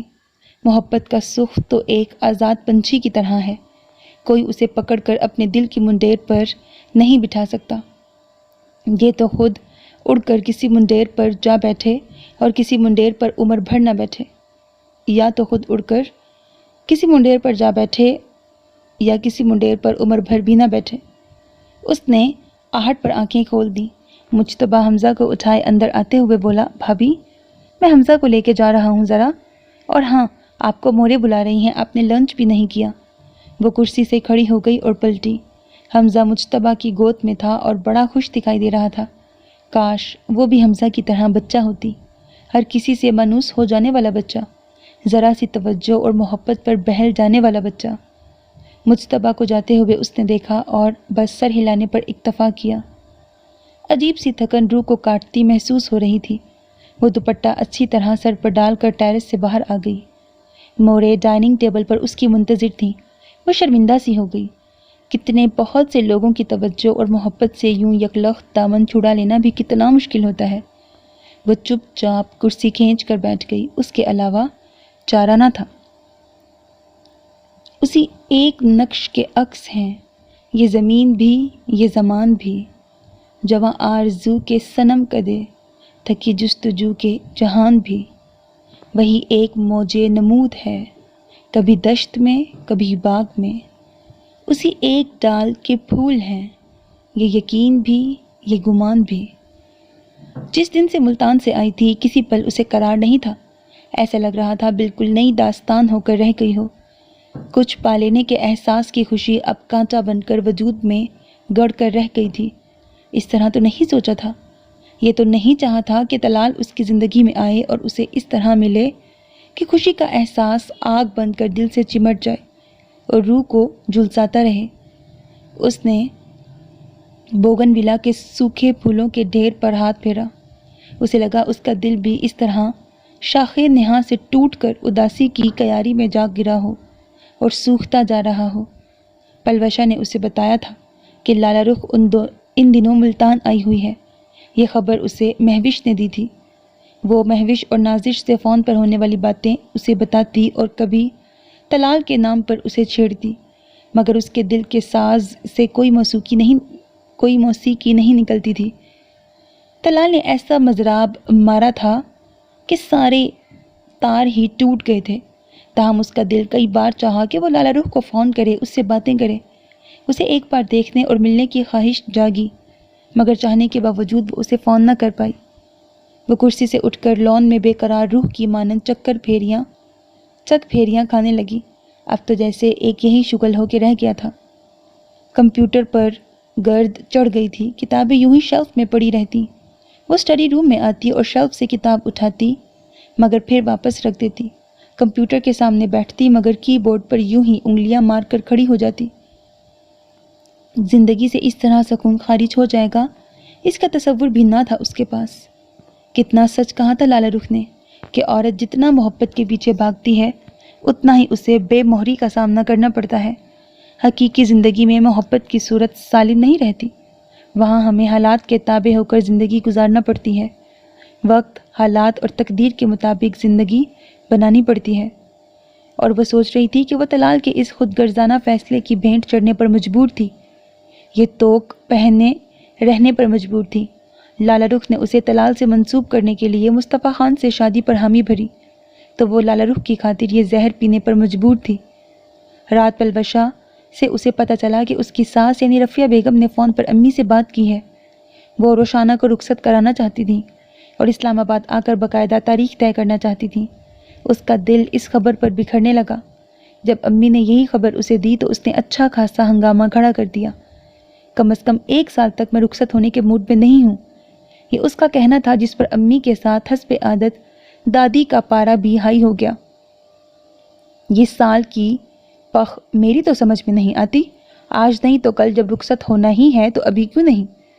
شاید آپ ہی کی عقل دار نکل رہی ہوگی دادی، اسی لیے 1 سال رکنے کو کہہ رہی ہیں، چھوٹی ہما شرارت سے بولی۔ جواباً اسے روشانہ کی تیز نگاہوں کا سامنا کرنا پڑا۔ لو دیکھو ذرا، وجہ بھی بیان کی تو ایسی، اب کیا میں ساری زندگی تمہیں اپنے پہلو میں بٹھائے رکھوں گی؟ بس زیادہ ہڑکا مچانے کی ضرورت نہیں ہے، نکاح اتنا عرصہ یوں ہی رہے تو 1000 وسوسے اٹھتے رہتے ہیں، عجیب طرح کے ہول آتے ہیں۔ امی کو اس کا احتجاج ذرا نہ بھایا تھا، مگر رات ابو کے آنے پر وہی ہنگامہ کھڑا ہو گیا۔ اس نے ان کے سامنے احتجاج بلند کیا۔ اس کا رد عمل اس قدر شدید تھا کہ امی کے ساتھ دادی کو بھی غصے کے ساتھ حیرت ہوئی۔ آخر وجہ بھی تو کوئی معقول ہو۔ کوئی وجہ نہیں ہے، بس میں ذہنی طور پر ابھی تیار نہیں ہوں۔ اس نے پاپا کے برابر کرسی کھینچی اور بیٹھ گئی۔ پاپا نے اس کی طرف دیکھا، وہ سخت پریشان دکھائی دے رہی تھی۔ یہ ایک نیا فیشن نکل آیا ہے، ذہنی طور پر تیار نہیں ہوں۔ جب نکاح ہو تبھی لڑکی کو ذہنی طور پر تیار ہو جانا چاہیے۔ منگنی کی رسم بھی اسی لیے ہوتی ہے کہ لڑکی خود کو نئے گھر، نئے ماحول میں ڈھالنے کو تیار ہو جائے۔ ٹھیک ہے، خوف گھبراہٹ فطری ہے، مگر بی بی ہم کون سا تمہیں کل ہی کو رخصت کر رہے ہیں، آنے والی عید کے ہفتے بھر بعد کی تاریخ دیں گے، یوں 3 ماہ تو مل جائیں گے تمہیں ذہنی طور پر تیار ہونے کے لیے۔ دادی کی بات پر اس کی آنکھیں یکدم گیلی ہو کر چمکنے لگیں۔ اس نے کھانے سے ہاتھ کھینچ لیا۔ آخر میری بھی کوئی حیثیت ہے اس گھر میں یا نہیں؟ اس نے زور سے چیخنا چاہا مگر آواز آنسوؤں کی روش سے بھاری ہو گئی اور وہ پھوٹ پھوٹ کے رو پڑی۔ ٹھیک ہے، تم جو چاہو گی وہی ہوگا۔ پاپا جو کب سے سب کی سن رہے تھے بیٹی کے آنسوؤں پر یکلخت پگھل گئے۔ گو کے دل سے وہ بھی یہی چاہ رہے تھے کہ رخصتی کے فرض سے سب کا دوش ہو جائیں، مگر روشانہ کا احتجاج بھی نظر انداز نہیں کر سکتے تھے۔ وہ اٹھ کر اس کی کرسی کی طرف چلے آئے اور اسے نرمی سے کندھوں سے تھاما۔ تم جو چاہو گی ویسا ہی ہوگا، کوئی زبردستی نہیں ہوگی تم پہ۔ انہوں نے تسلی امیز انداز میں اسے تھپکا تو اس نے سر اٹھا کر ان کی طرف دیکھا۔ وہ ہلکے سے اس کا سر تھپک کر مسکرا دیے۔ امی نے لب بھینچ کر سر جھکا لیا مگر دادی سے رہا نہ گیا۔ وہ بیٹے پر الٹ پڑی۔ بس تمہاری اسی بے جا لاڈ پیار کی عادت نے اسے خود سر بنا دیا ہے۔ اے میاں، عقل کے ناخن لو۔ نکاح شدہ بیٹی کو گھر بٹھائے رکھنا کوئی دانش مندی نہیں ہے۔ میں تو نکاح کے بعد رکھنے کے حق میں ہی نہیں تھی۔ ادھر نکاح ہوا، ادھر وہ اپنی امانت لے جائیں۔ اماں، اب وقت بہت بدل گیا ہے، معاشرے میں بہت سی تبدیلیاں آ چکی ہیں، اب سوچوں میں بھی تبدیلیاں لائیے۔ پاپا یہ کہہ کر دوبارہ اپنی کرسی پہ تم نئی نسل کو ہم تجربے کار لوگوں کے مقابلے میں فوقیت دے کر اچھا نہیں کر رہے ہو اسد۔ یہ کل کی بچیاں، انہیں کیا خبر؟ انہوں نے کون سا دنیا دیکھ رکھی ہے؟ ان کے تو بس سارے فیصلے موڈ کے تابع ہوتے ہیں، اور بھلا شادیاں کوئی کھیل ہیں کہ موڈ ہوا تو کریں ورنہ نہیں۔ دادی بکتی جھکتی بیٹے سے خفا ہو کر ڈائننگ روم سے چلی گئی۔ روشانہ ندامت کا شکار ہو گئی، ایک عجیب سی بے بسی اور رنج محسوس کر کے رہ گئی۔ حمزہ نے لالہ رخ کو رات بھر پریشان کیا تھا، نہ خود سو پایا تھا نہ اسے سونے دیا تھا۔ پتہ نہیں چند دنوں میں ہی مصطفیٰ خان نے اس کی ایسی عادت بنا دی تھی کہ وہ اسی کے پاس جانے کی ضد کرتا رہا کہ پاپا کے پاس جا کے سوؤں گا۔ جھنجھلا کر اس نے کئی تھپڑ اسے دے مارے، تب کہیں جا کر وہ روتے روتے سو گیا۔ مگر صبح پھر اس کی وہی ضد شروع ہو گئی۔ وہ اسے بہلانے کی غرض سے قریبی پارک میں لے آئی۔ کوئی گھنٹہ بھر اس کے ساتھ بے مقصد کھیل کھیلتی رہی۔ بہرحال اسے اپنا بیٹا بے حد عزیز تھا، اور اس کے خیال میں اس کے پاس بس وہی تو اس کی کل متاع تھی جسے وہ کسی قیمت پر خود سے جدا نہیں کر سکتی تھی۔ اگر حمزہ اس سے دور ہو گیا تو وہ بھلا کیسے جی پائے گی؟ نہیں مصطفیٰ خان، میں تمہیں حمزہ کو خود سے نہیں چھیننے دوں گی۔ میں جانتی ہوں یہ تمہاری سازش ہے، تم اسے اپنی جادوئی محبت سے اپنا اسیر کر کے مجھ سے چھین لینا چاہتے ہو، جس طرح میرے گھر والوں کو اسیر کر لیا تھا۔ تم جادوگر ہو۔ غصے، تھکن اور جھنجھلاہٹ کے غلبے کے باعث سوچ کا دھارا پھر منفی رخ کی طرف بہنے لگا۔ کوئی مغرب سے ذرا پہلے حمزہ کو لیے گاڑی کی طرف بڑھی کہ تانیہ سے ملاقات ہو گئی۔ وہ اپنی بیٹی کے ہمراہ تھی۔ اسے دیکھ کر لالہ رخ کو جانے کیوں بے نام سی خوشی ہوئی۔ ارے آپ میدان سے کب آئیں؟ میں تو دن گن رہی تھی اور دعا مانگ رہی تھی کہ ایک بار اور ملاقات ہو جائے۔ وہ سفید چادر کی بکل مارے بیٹی کی انگلی تھامے مسرور سی لالہ رخ کے نزدیک چلی آئی۔ وہ بہت بدل گئی تھی، پہلے جیسی تانیہ نہیں رہی تھی، جو دوپٹے سے بے نیاز، تیز میک اپ کی دل دادا، جو خود کو نمایاں کرنے کے جتن کرتی رہتی تھی، مگر اب سادہ کپڑوں اور صاف ستھرے دھلے چہرے کے ساتھ بڑی سی چادر میں وہ خاصی سلجھی ہوئی اور باوقار دکھائی دیتی تھی۔ کل ہی آئی ہوں، کچھ دن رہوں گی، یہ تمہاری بیٹی ہے؟ اس نے اس کی انگلی تھامے کھڑی بچی کو دیکھا جو حمزہ کے ہاتھ سے چپس کا پیکٹ چھیننے کی کوشش کر رہی تھی۔ ہاں، توبہ نام ہے۔ اس نے ایک نظر اپنی بچی پر ڈالی، پھر حمزہ کو جھک کر پیار کیا۔ اس سے ملنے کو بہت دل کر رہا تھا۔ اس کا دل لگ گیا کیا وہاں؟ میرا مطلب ہے کہ اس کے لیے تو وہاں کا ماحول بالکل نیا ہوگا۔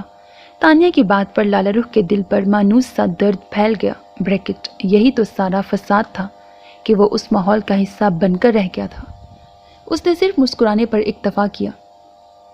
میرا گھر بہت نزدیک ہے، میں یہاں اکثر و بیشتر واک کرنے آ جاتی ہوں۔ ہارون کہتے ہیں میں بہت موٹی ہو گئی ہوں، اپنا وزن گھٹاؤں۔ اب کیا کروں، اتنا چلتی ہوں مگر 1 انچ بھی کم نہیں ہوتی۔ آپ کو دیکھ کر رشک آنے لگتا ہے۔ آپ کے فگر میں تو معمولی سا رد و بدل بھی نظر نہیں آتا۔ تانیہ نے اس کے سراپے پر توصیفی نگاہ ڈالی۔ شاید میں سوتی بہت ہوں، اسی وجہ سے گھٹتی نہیں ہوں، یہ کہہ کر ہنس پڑی۔ پھر دوسرے پل ہنسی سمیٹ کر بولی، نزدیک ہی ہے میرا گھر، کیا آپ میرے ساتھ چلنا پسند کریں گی؟ پرانی شناسہ سمجھ کر نہیں بلکہ ایک نئی فرینڈ سمجھ کر ہی صحیح۔ وہ اس کے چہرے پر پھیلنے والے تاثرات کا جائزہ لے کر جلدی سے بولی تو لالہ رخ تذبذب میں پڑ گئی۔ ایک طرف دل چاہ رہا تھا گھر جانے کی بجائے باہر ہی وقت گزارے، دوسری طرف دل کچھ خلاف ہو رہا تھا۔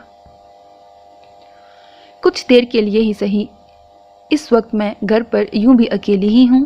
ہارون تو پنڈی گئے ہیں اور میری ساس اپنی بہن کی طرف گئی ہیں، وہ رات سے پہلے نہیں لوٹیں گی۔ میں بور ہو رہی تھی، آپ مل گئیں تو بے انتہا خوشی ہو رہی ہے۔ کچھ دیر یوں ہی ادھر ادھر کی باتیں کر لیں گے۔ تانیہ اسے تذبذب میں دیکھ کر اصرار کرنے لگی۔ وہ بادل نخواستہ اس کے ہمراہ چلی آئی۔ وہ اسے اپنے ساتھ لیے اپنے بیڈ روم میں ہی چلی آئی۔ حمزہ طوبہ کے ساتھ کھیلنے کی بجائے لالا رخ کی قمیض کا دامن پکڑے چپکا کھڑا تھا۔ لگتا ہے یہ جلد کسی سے مانوس نہیں ہوتا۔ تانیہ اسے پیار سے اپنے پاس بلانے کی کوشش میں ناکام ہو کر بولی، دراصل اس کی طبیعت کچھ ٹھیک نہیں ہے، رات ٹمپریچر بھی تھا۔ وہ خامخواہ وضاحت کرنے لگی، جاؤ حمزہ دیکھو طوبہ کتنی پیاری ہے، گڑیا سی بچی ہے، اس کے ساتھ کھیلو۔ وہ اسے پچکارنے لگی، مگر اس کی بڑی بڑی سیاہ آنکھوں میں خفگی اور ناراضگی تھی، جیسے یہاں آ کر سخت بے آرامی محسوس کر رہا ہو۔ ساتھ اصرار کرنے پر اور چڑ گیا، نہیں میں تلال ماموں کے پاس جاؤں گا، مجھے پاپا کے پاس جانا ہے۔ وہ لالا رخ کی چادر کھینچنے لگا۔ اس نے ہاتھ میں پکڑے چپس کے پیکٹ اور ٹافیاں احتجاجاً قالین پر پھینک دی۔ میرا خیال ہے میں پھر آؤں گی تانی۔ وہ سٹ پٹا کر کھڑی ہو گئی۔ تانیہ بہت غور سے حمزہ کو دیکھ رہی تھی۔ اس کے لفظ پاپا کہنے پر اس کے چہرے پر ایک پل کو تغیر رونما ہوا تھا جو لالا رخ نے دیکھا تھا۔ کب ملاقات ہوگی؟ تانیہ کو مایوسی سی ہو گئی۔ میں جتنے دن یہاں ہوں اس پارک میں آتی رہوں گی، وہیں ملاقات ہو جائے گی۔ اس کا مطلب ہے کل آئیں گی آپ؟ تانیہ کا چہرہ کھل اٹھا۔ لالا رخ نے سر ہلا دیا اور بکھرے ہوئے حمزہ کو سنبھال کر اس کے گھر سے نکل آئی۔ کہاں چلی گئی تھی تم؟ ہم تو پریشان ہو گئے تھے۔ اسے گھر میں داخل ہوتے دیکھ کر رفیہ بیگم کی اٹکی سانسیں گویا بحال ہوئیں۔ جاذب اور تلال بھی پریشانی سے ٹہلتے ہوئے دکھائی دیے۔ کہاں جانا تھا؟ مرنا ہوتا تو بہت پہلے مر چکی ہوتی، وہ کٹیلے لہجے میں بولی اور حمزہ کی انگلی چھوڑ کر لابی سے گزر کر اپنے کمرے کی طرف بڑھ گئی۔ مصطفیٰ کا فون آیا تھا، رفیہ بیگم بولی تو وہ ایک پل کو ٹھٹکی۔ پریشان تھا وہ کہ تم نے اسے اپنے خیریت سے پہنچ جانے کی اطلاع تک نہیں دی اور حمزہ کا پوچھ رہا تھا، اس سے بات کرنا چاہ رہا تھا۔ چلو خیر پھر کر لے گا۔ رفیہ بیگم نے دیکھا وہ ان کی بات پوری ہونے سے پہلے ہی دروازہ کھول کر کمرے میں جا چکی تھی۔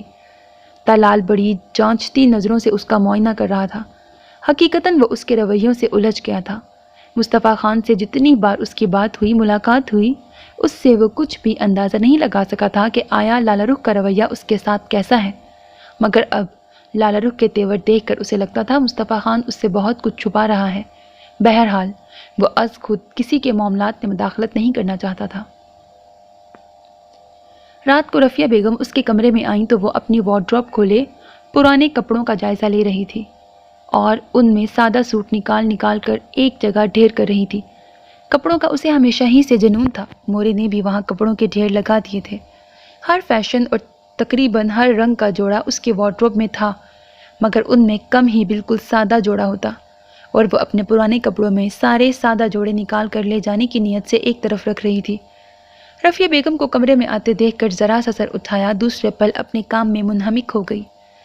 تم فارغ ہو لو تو پھر میرے کمرے میں آ جانا، کچھ باتیں کرنی ہیں تم سے۔ وہ خود کو مصروف ظاہر کرنے کی کوشش کر رہی تھی۔ رفیہ بیگم مایوس سی ہو کر بولیں اور پلٹ کر جانے لگی۔ نہیں، ایسی خاص مصروف بھی نہیں ہوں، آپ کہیے۔ وہ جلدی سے بولی، پھر قدرے نادم سی ہو کر قالین سے اٹھ کر ان کی طرف آ گئی۔ یہ کام تو ہوتا ہی رہے گا، آپ بیٹھیں۔ اس نے نرمی سے ان کا ہاتھ تھام لیا تو رفیہ بیگم ایک دو پل اس کا چہرہ دیکھتی رہ گئیں۔ تم خوش تو ہونا لالی وہاں؟ وہ اس کا ہاتھ اپنے دونوں ہاتھوں میں دباتے ہوئے بولی۔ خوشی کا احساس دل سے اٹھتا ہے، خوش ہونے اور رہنے کے لیے کسی جگہ یا علاقے کی قید نہیں ہے۔ میں یہاں بھی ناخوش تو نہیں تھی۔ وہ ان کے ہاتھوں کے درمیان سے اپنا ہاتھ آہستگی سے کھینچ کر اور ایک ہلکی سی مسکراہٹ اچھالتے ہوئے بولی، چھوڑیں، آپ کو ضروری بات کرنے آئی تھی۔ رفیہ بیگم کو اس کے ہونٹوں پر پھیلنے والی مسکراہٹ سے ذرا تقویت ملی۔ وہ اس کے بیڈ کے کنارے ٹک گئیں اور اسے بھی اپنے ساتھ بٹھا لیا۔ میں نے سوچا ہے تم آئی ہو تو اب تلال کی رخصتی کی بات روشانہ کے والدین سے ہو جائے۔ اسد تو انکار کر رہا ہے ابھی، مگر میں چاہ رہی ہوں تم زور دو گی تو شاید مان جائے۔ دیکھو نا، پھر نازش کے سسرال والے بھی تاریخ مانگ رہے ہیں اسی سال کے آخر تک، اور ادھر ہنا کا میاں بھی کمپنی کی طرف سے 3 سال کے لیے جرمنی جا رہا ہے۔ ہنا بھی اس کے ہمراہ جا رہی ہے۔ میں چاہ رہی ہوں ان سب کاموں سے پہلے تلال کی رخصتی خیر سے ہو جائے۔ تو روشانہ اس گھر میں آ جائے۔ رفیہ بیگم اسے ساری تفصیل اور حالات سے آگاہ کرنے لگی۔ اسے اپنی بے خبری اور گھر والوں سے لا تعلق ہو جانے پر دل ہی دل میں ندامت محسوس ہوئی۔ اس نے ملتان آ کر نہ حسنہ سے رابطہ کیا تھا، نہ ہینا سے اور نہ ہی روشانہ سے، بلکہ گھر میں جو افراد تھے ان سے بھی جیسے کتراتی پھر رہی تھی، اور وہ سب اس کے رویے کے باعث خود اسے مخاطب کرنے سے جیسے گھبرا رہے تھے۔ آپ فکر نہ کریں، میں خود بات کروں گی سبیحہ آپا اور اسد بھائی سے۔ اس نے ندامت کے احساس سے خود کو پگھلتا محسوس کیا۔ ماں کے کندھے پر نرمی سے تھپکی دی، پھر چونکتے ہوئے بولی، مگر اسد بھائی انکار کیوں کر رہے ہیں؟ ہماری تو یوں بھی بات ہو چکی تھی کہ 6 ماہ کے اندر ہی رخصتی کر لیں گے۔ یہ بات تو خود میری بھی سمجھ میں نہیں آئی۔ سعدیہ کہہ رہی ہے کہ اماں اور بھابھی کو تو کوئی اعتراض نہیں ہے، بس اسد بھائی ہی ابھی نہیں چاہ رہے۔ چلو میں بات کرتی ہوں۔ وہ جلدی سے کھڑی ہو گئی۔ اسی پل فون کی بیل ہونے لگی۔ رفیہ بیگم نے چونک کر فون سیٹ کو دیکھا۔ میرا خیال ہے مصطفیٰ کا ہوگا، تم بات کر لو، میں حمزہ کو بھی بھیجتی ہوں، وہ خرم کے کمرے میں ہے۔ رفیہ بیگم بھی گھنٹی کی آواز پر چونک گئیں، پھر اس کے بیڈ سے اٹھ کر کمرے سے چلی گئیں۔ مسلسل بجنے والی گھنٹیاں لالا رخ کو اپنے دل پر ضرب کی طرح لگنے لگیں۔ ہیلو، ناچار اس نے فون ریسیور اٹھا لیا اور لہجے کو حد الامکان نارمل رکھا۔ مجھے یقین تھا تم کمرے میں ہی موجود ہو، مگر فون ریسیو کرنے سے خوفزدہ ہو۔ دوسری طرف مصطفیٰ خان کی گمبھیر اور زندگی سے بھرپور آواز ابھری۔ خوفزدہ کیوں ہونے لگی میں؟ وہ اس چوٹ پر بلبلا سی گئی۔ خفت کا ہلکا سا احساس چہرے پر آیا اور اس نے شکر کیا کہ اچھا ہے کہ فون پر انسان اپنے مقابل کے چہرے کے تاثرات نہیں دیکھ پاتا۔ یہ تو تم خود اپنے دل سے پوچھو۔ میرا خیال ہے کچھ لوگ اپنی شکست کے ڈر سے خوفزدہ رہتے ہیں۔ اس کا جملہ پتھر کی طرح لالا رخ کے دل پر لگا۔ وہ تڑپ کر رہ گئی، مگر فوری طور پر کچھ نہ کہہ سکی۔ تاہم رد عمل کے طور پر فون پٹک دیا، مگر دوسرے لمحے ہی بیل پھر ہونے لگی۔ اس کا دل تو چاہا کہ وہ کمرے سے چلی جائے، مگر بادل نخواستہ ریسیور اٹھا لیا۔ میں نے یہ تو نہیں کہا تھا کہ تم اپنی شکست کا اعتراف کر لو۔ وہاں انتہائی اطمینان اور سکون تھا۔ پتہ نہیں وہ اسے گھائل کر کے ہز اٹھا رہا تھا یا اس کے دل کو جھنجھوڑ کر کوئی جذبہ پیدا کرنا چاہ رہا تھا۔ میں نہ خوفزدہ ہوں، نہ مجھے شکست کا اعتراف کرنے کی ضرورت ہے، اس لیے کہ میری آپ سے کوئی جنگ نہیں ہے، وہ بگڑ کر بولی۔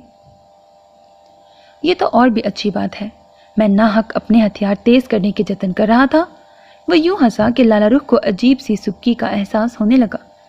ویسے محبت بھی ایک جنگ ہی ہے، جس میں مقابل کو زیر کرنے کے لیے ذرا جذباتی قسم کے ہتھیاروں کی ضرورت رہتی ہے، مگر افسوس کہ مجھے یہاں اس مرحلے پر اپنی نالائکی کا شدت سے احساس ہونے لگا ہے۔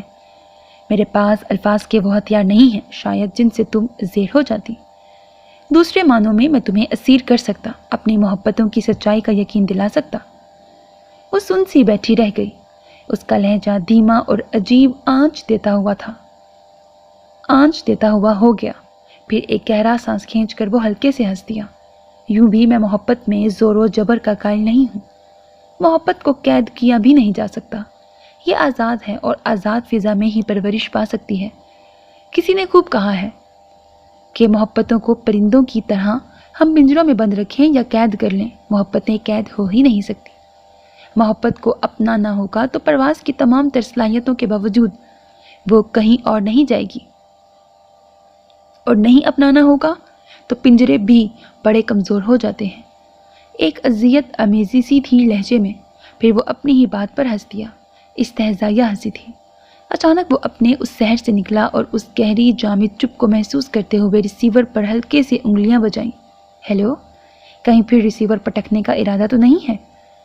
کتنی آسانی سے وہ ساکن جھیل میں پتھر پھینک کر خود ایک طرف کھڑا ہو جاتا تھا اور تماشا دیکھنے لگتا تھا۔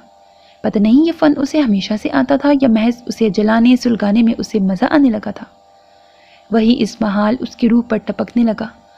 وہ اس کے لفظوں کی شوبدہ بازی سے متاثر نہیں ہونا چاہتی تھی، مگر ہو رہی تھی، شاید اس لیے کہ متاثر ہونے کا احساس شعوری نہیں لاشعوری ہوتا ہے، اور ایسے وقت انسان اپنی بے بسی پر صرف کڑ سکتا ہے، اور لالا رخ بھی کڑ رہی تھی۔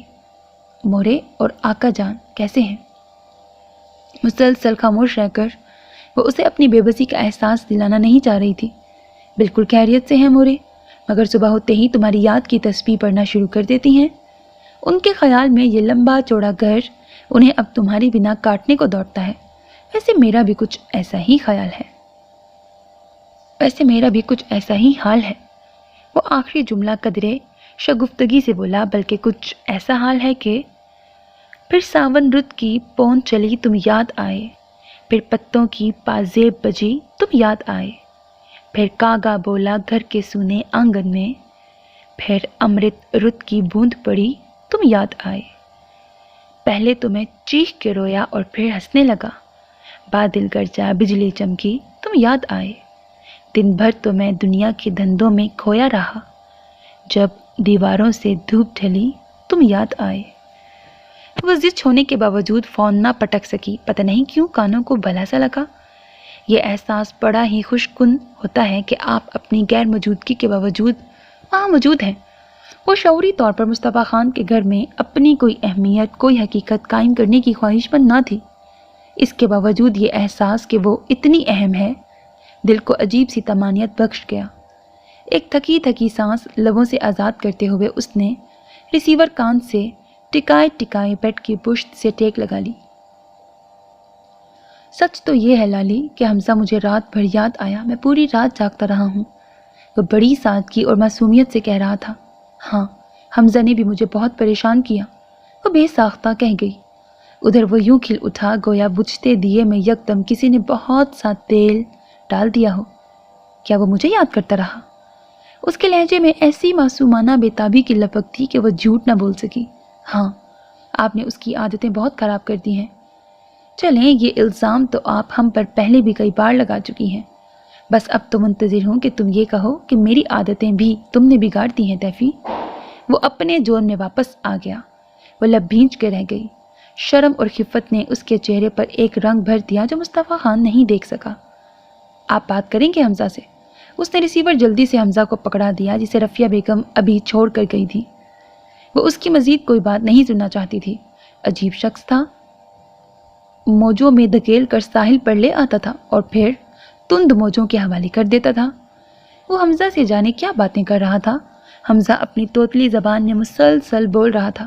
اس کے معصوم چہرے پر ہیروں جیسی خوشی دمکتی دکھائی دے رہی تھی، جیسے وہ مصطفیٰ خان کی آواز سن کر بے حد مسرور ہو رہا ہو۔ جانے کتنی دیر ہو گئی تھی اسے باتیں کرتے ہوئے۔ پھر اس نے ریسیور اس کے ہاتھ سے لے کر رکھنا چاہا تو وہ رونے لگا۔ رہنے دو، کیوں رقیب بن رہی ہو؟ مصطفیٰ خان نے اسے ٹوکا۔ مگر کب تک فون بزی رکھیں گے؟ یہ تو بچہ ہے، رات بھر یہی چاہے گا کہ باتیں کرتے رہیں۔ اسے تشویش ہونے لگی۔ اتنی مشکل سے تو مصطفیٰ خان کا بھوت اتارا تھا اس کے سر سے اور بہلایا پسلایا تھا۔ جب تک میرا اور اس کا دل نہیں بھر جاتا کرتے رہیں گے۔ تو فکر مت کرو، بل مجھے پے کرنا ہے، تمہارا فون صرف بزی رہے گا، کوئی بل نہیں آئے گا۔ وہ ناگواری سے بول اٹھا اور وہ جل کر رہ گئی۔ میری بلا سے رات بھر باتیں کرتے رہیں۔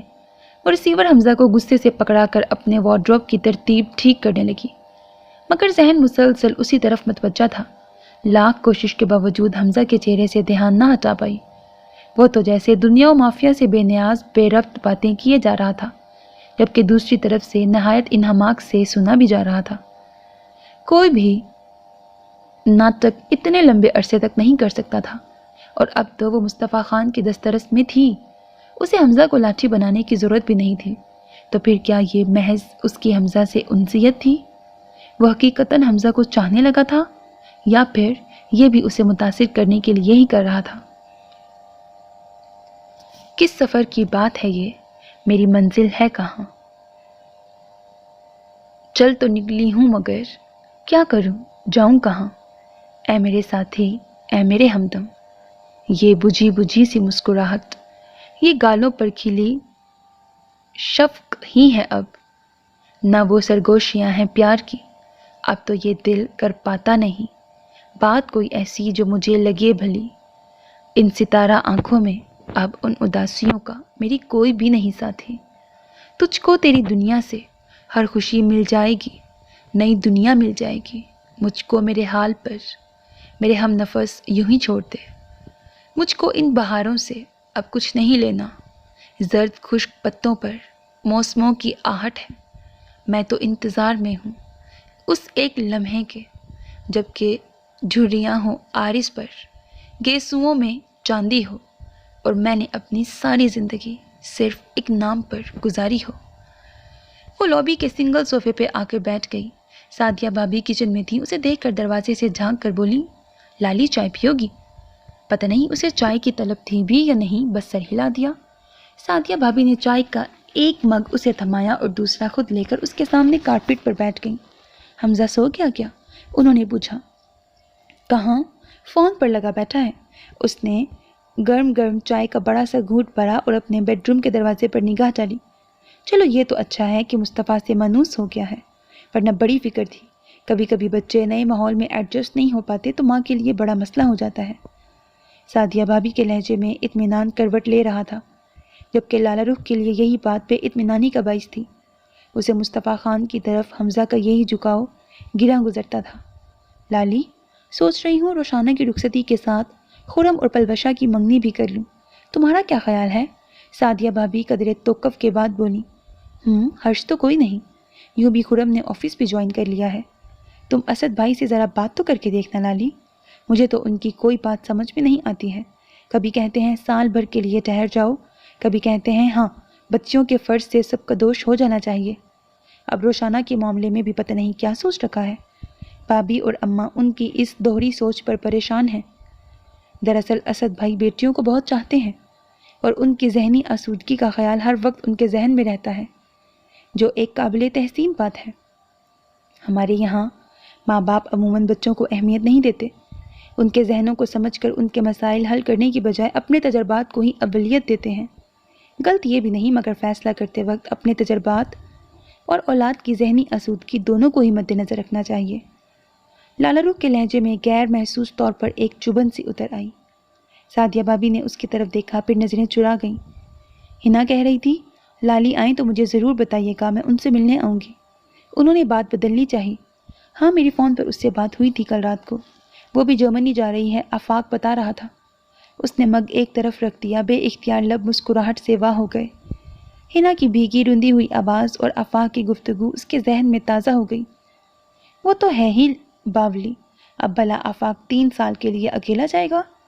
اس کی ساس نے بھی بتیرا سمجھایا بجھایا ہے، تب کہیں جا کر جانے پر تیار ہوئی ہے۔ میں نے کہا اس سے کہ آفاق چلا جائے گا، پھر پیچھے بیٹھی روتی رہنا اور اسے یاد کر کے سلگتی رہنا۔ سعدیہ بھابھی کے آخری جملے پر لالا رخ کو بے ساختہ ہنسی آ گئی۔ لگتا ہے آپ کے اس جملے پر وہ ٹریپ ہو گئی ہوگی۔ سعدیہ بھابھی بھی ہنس دیں۔ کہہ رہی تھی لالی کا میاں کتنا اچھا ہے کہ اسے اپنی مرضی سے اتنے دن رہنے کے لیے بھیج دیا ہے۔ سعدیہ بھابھی ہنا کی باتیں کرتے ہوئے بولی۔ وہ اپنی ہی دھن میں تھی، جبکہ لالا رخ یکدم چپ سی ہو گئی۔ میں نے کہا کمبخت، تمہیں کون سا آفاق پہ جا روک ٹوک کرتا ہے؟ اور جائز روک ٹوک تو اس کا فرض ہے۔ عجیب ہی دیوانی لڑکی ہے۔ لالا رخ بس خاموشی سے چائے کے گھونٹ بھرتی رہی۔